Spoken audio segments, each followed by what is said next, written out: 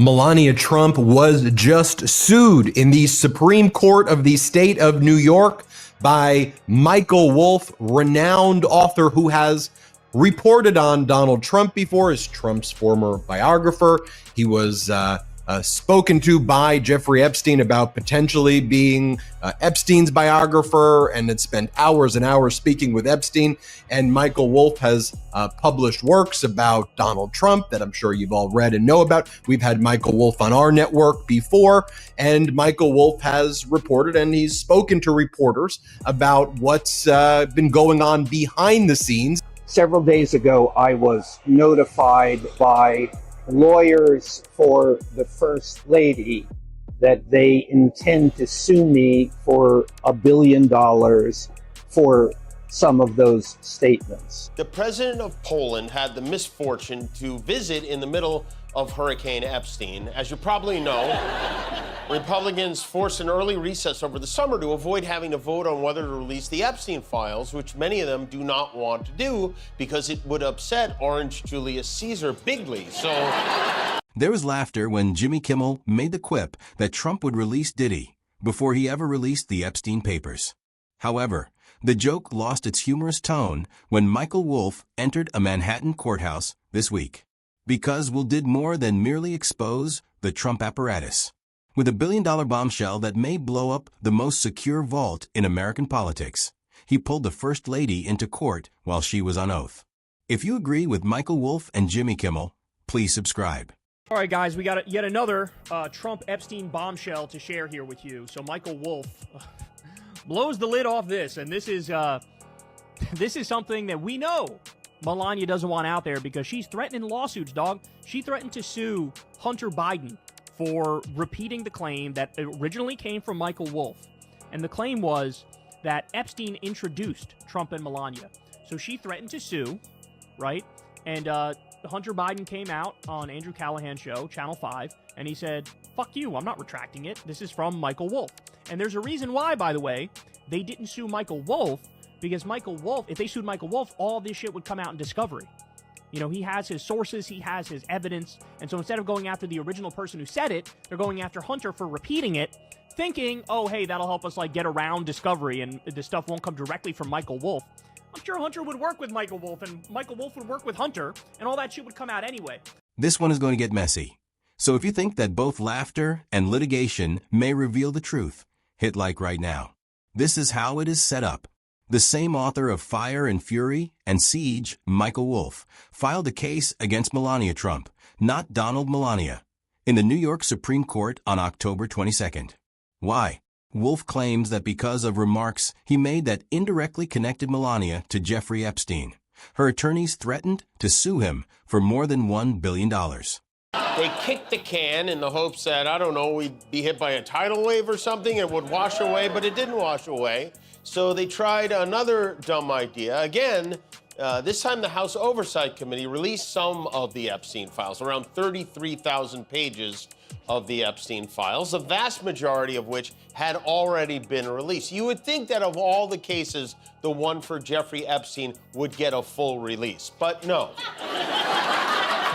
And Michael Wolff has reported, and he's spoken to reporters about what's been going on behind the scenes as Donald Trump is covering up the Epstein files, which we all know is taking place right now in plain view. And it's one of the reasons that our freaking government is shut down right now as they're trying to stop Adelita Grijalva, who would be the 218 signatures, the Democratic Congresswoman-elect from Arizona, 7th Congressional District, from signing the discharge petition to release the Epstein files. So here's what went down. Melania Trump sent a threatening demand letter to Michael Wolff, where she misrepresented a bunch of statements that Michael Wolff had previously made, both on Instagram, as well as statements that the Daily Beast then put into articles. Again, it was kind of half statements. It didn't fully give the full context of what Wolff was saying. Wolff filed a lawsuit first, rather than waiting to be sued. He is requesting that a judge in New York decide that his remarks are First Amendment protected opinions, and that Melania's legal threats are an effort to intimidate others into not criticizing him. That's chess, not just clever. Wolff is utilizing one of the strictest anti-slap laws in the nation by filing in New York. It penalizes those who attempt to silence public opinion by extensive legal action. But a demand letter was sent to Michael Wolff. The letter was sent on October 15, 2025. We have a copy of the letter here. It says, "Dear Mr. Wolff, this law firm represents is litigation counsel for the First Lady of the United States of America, Melania Trump, hereinafter Mrs. Trump." And then it goes on to say that we believe you've engaged in defamations. And it goes into, here's the article's defamatory statements, and they list in the article. And they go, "You said Melania Trump is very involved in the Epstein scandal. You've said First Lady Melania could be the missing link in Trump's ties to convicted sex offender Jeffrey Epstein." I'm reading from the letter right now that this guy Alejandro Brito sent to Wolff. C, "Melania was very involved in Epstein's social circle and noted that this is how she met Trump." D, "She introduced by a model agency, both of whom Trump and Epstein are involved with. She was introduced to Trump that way.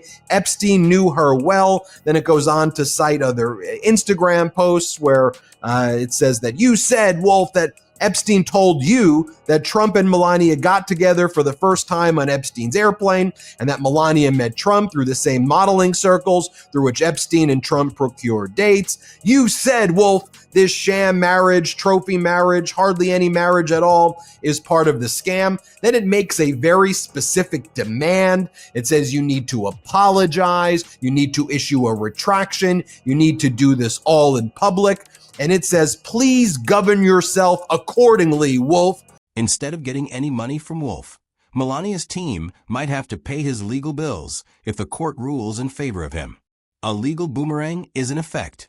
It knocks you back more forcefully if you strike him. This is where things go nuclear.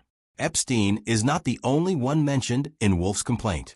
It refers to an attempt to stifle conversation about the Epstein-Trump social overlap that has been skirting the issue for years as the lawsuit threat.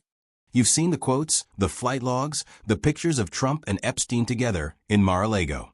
It's not brand new. Now, there was some new information in the documents. Contrary to what Trump's Attorney General Pam Bondi said, there was video of that missing minute of security footage shot outside Epstein's cell. That footage somehow this footage got re-edited more times than the Zack Snyder Justice League cut. And it's a big problem for Trump because the push to release the names isn't just coming from the left. This is a bipartisan effort. It's coming from inside the House. Hardcore conspiracy theorists have joined arms with Democrats to push for a vote on this. Here's where we stand right now. The majority of Republicans, including this human ottoman, Mike Johnson, the Speaker of the House, do not want to release the files. They say it would be dangerously irresponsible to do that. The people who are trying to eliminate the measles vaccine believe it would be dangerously irresponsible to release these files. But a handful of Republicans... However, Wolff's move means that if Melania follows through and countersues, discovery will begin. Thus, the timing is combustible. Additionally, discovery allows attorneys to subpoena documents, communications, and witnesses in order to support or refute allegations. Let's remain factual, though. This does not imply that all Epstein files are posted online. Courts only allow important information to be discovered. To keep sensitive material sealed, they can issue protective orders. However, relevance is reciprocal. If the veracity of Wolff's remarks is affected by Trump's social connections to Epstein. So, on the deadline that was given for, I guess, Michael Wolff to govern himself accordingly, Michael Wolff sued Melania in New York Supreme Court, which is their trial court. We have the lawsuit right here, verified complaint for declaratory judgment and damages under New York's anti-SLAPP statute, strategic lawsuit against free speech, basically, against public policy, where Michael Wolff saying, I'm reporting on the facts that I know. I'm an author who has a First Amendment right. And then Michael Wolff goes through each of the allegations that are being made and says, first off, you're providing incomplete or kind of erroneous context to what I actually said. And then there's opinion protections. One of the protections is truth and being truthful about it. And Wolff sued Melania Trump for this declaratory relief action under anti-SLAPP law in New York. And it basically says, look, by you, Alejandro Brito, on behalf of Melania Trump, sending these demand letters and making these threats to chill my speech. I've now had to hire an attorney. I'm incurring costs. This is a First Amendment right that I have to report on these facts. So I want a declaratory relief action. I want the court here in New York to say that what I'm doing is protected under New York's anti-SLAPP statute, which provides strong First Amendment protections to reporters and to journalists and to authors. I want attorney's fees as a result of what's happened, and I want discovery. And a major part of this lawsuit filed by Michael Wolff says, by her threat letter and this responsive declaratory and related anti-SLAPP action, Mrs. Trump has given Wolff subpoena power, which he intends to exercise fully and expeditiously. Since the statements at issue pertain to matters that largely occurred here in New York City, this action will call for and permit subpoenas to numerous witnesses, most of them in New York. Subpoenas will go to those who frequented or who were in part of Epstein's circle, including Mr. Trump. Theoretically, some of the records might be relevant. This is the reason why everyone in the Trump universe is furious over this issue. Let's welcome Jimmy Kimmel. Because Kimmel was doing what he does best, making fun of Trump's mess live on ABC, while Wolff's attorneys were submitting motions. In one of most scathing rants to date, Kimmel stated a few months ago that Diddy would be released before the Epstein papers were made public. See it all. They want to know who Jeffrey Epstein's friends are, which I have to say, I know who one of them is. He looks like this. The guy, that husky one in the pink tie yes. That is a man Jeffrey Epstein described as his best friend. This guy brazenly pulled Epstein's wing woman, his personal madam, Ghislaine Maxwell, out of real prison last month and transferred her into what is basically a courtyard by Marriott. The woman who has all the information on everyone is suddenly in a prison that has Pilates class, thanks to President Trump, and nobody bats an eye about this. Today, some of the Epstein and Maxwell victims held a press conference on the steps of the Capitol to demand the release of the files and to announce that they are making their own list of men who assaulted them to release. You know, they were scared, and they're still scared to release the names, but now they have an unlikely ally from inside MAGA. The crowd went crazy. Since it was real, it was humorous. The Epstein papers are still in bureaucratic purgatory, despite the administration's repeated promises of transparency. Half denied, half redacted. It was wonderfully framed by Kimmel, one that is afraid of its own secrets. Let's go ahead to October 2025.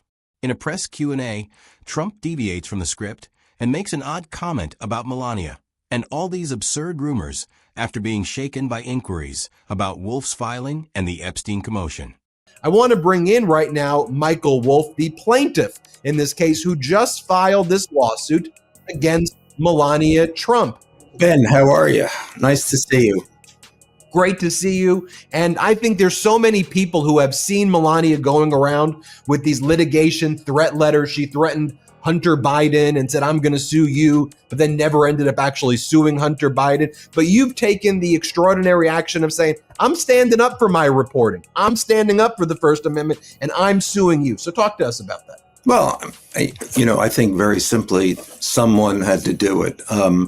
I probably would have preferred that it not be me, but, come the moment, here it is. And what they've done is obvious, and it's disgraceful in what they keep doing. And everybody throughout the media business, there's a chill, and a chill is probably the kind words. I don't think, I just sued the First Lady of the United States, a kind of, man bites dog lawsuit. It's a great story. You won't see this story, I'll bet, in the New York Times, because the New York Times is being sued by this same lawyer who is suing me.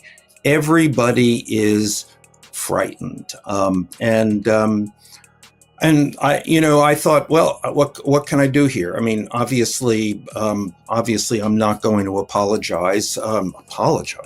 my God, I'm not going to retract. There's virtually nothing to retract here. The truth is that anything that I have said here is mild. In fact, it's certainly not defamatory to say that someone knew someone. As a matter of fact, we have seen the pictures of them together, so this is obvious. Kimmel returns with a bang that evening.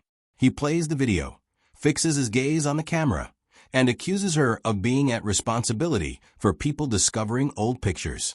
Mr. President, perhaps find out who your former golf partner was. The crowd lets forth a yell. Then he says with a chuckle, honestly, at this point, I'll believe in the Loch Ness Monster before I believe Trump doesn't know what's in those Epstein files. Before Michael Wolff made the decision to escalate, everything was good. The following day, in an interview, Wolff stated that he would not back down. I also encouraged him already this morning that he should have these women in the Oval Office. They deserve to be there. You spoke to him? Yes, I did. And I told him I'd be happy to set that up, arranging with their attorney by sharing his phone number. What was his reaction about? I haven't got an answer back. I'm sure he'll get back to you on that very, very soon. Is she that adamant that she thinks he would want to meet these women in the Oval Office? Like, sure, send them in. I'd love to say hello. I haven't seen them since they were teenagers. I can't believe I'm saying this. But good going, Marjorie Taylor Greene. According to the president, this is all another elaborate, made-up Democrat plot to distract us from the historically awesome job he is doing. I think we're probably having, according to what I read, even from two people in this room, we're having the most successful 8 months of any president ever. And that's what I want to talk about. That's what we should be talking about, not the Epstein hoax. We are almost at the I never met anyone named Jeffrey Epstein part of this story. So what they're trying to do with the Epstein hoax is get people to talk about that instead of speaking about the tremendous success like ending 7 wars. I ended 7 wars. That's a lot of wars. He told reporters, let's see it all if they want to make this about the truth. The possibility of witness testimony, deposition transcripts, emails, and the kind of cross-examination that no political strategist can avoid made that comment chill people in Washington. And it won't only be a media circus if that occurs. It will be the type of courtroom where the tone of history shifts. This is where a little analysis can be added. Power is more important in Wool's case than money. Any we may have heard of, by the way? 7 wars. Last week it was 10 wars. Now it's 7. Tomorrow it'll be 15 wars. This guy is ending. He ended Star Wars. I don't know if you heard that. He did. Poor Mark Hamill had to move on to other things. Listen, I have an idea of how you can get people to stop talking about releasing the Epstein files. Release the Epstein files. And then there's opinion, which is protected. This is, I've been doing this job for a very long time, and I have never been at a moment when there's a virtual guarantee of a lawsuit when you move into territory that the people in power don't want you to move into. This is not even a matter of what you said. It's the subject itself that cannot be discussed. He is aware that Melania's staff cannot afford to let things go out of control. She runs the risk of learning about a world that her husband's lawyers have been keeping secret for decades if she countersues. She appears to be backing off under pressure if she doesn't. In any case, Wolff emerges victorious in the story. It's all psychological combat. Kimmel continues to fuel the flames in the meanwhile. Kimmel shrugged on air last week after Trump blasted false charges and witch hunts, saying, you can tell how bad it is when the witches start hiring lawyers. But she's trying her best to hide the truth. So now, Michael Wolff gives us a new bombshell revelation. Listen to this. A new book was published yesterday in the US and UK entitled The Rise and Fall of the House of York. It's by a British journalist by the name of Andrew Loney. And it's about the pathetic life of Prince Andrew, but it is also about his connection to Donald Trump, Jeffrey Epstein, and Melania Trump. And in fact, it contains a passage in which Epstein is quoted, and this is from an interview apparently in 2007, where he says that he had sex with Melania a full year before Donald Trump commenced his relationship with Melania. Although the crowd erupted, the underlying message was harsh. The timing of Trump's allies getting legal again couldn't be worse.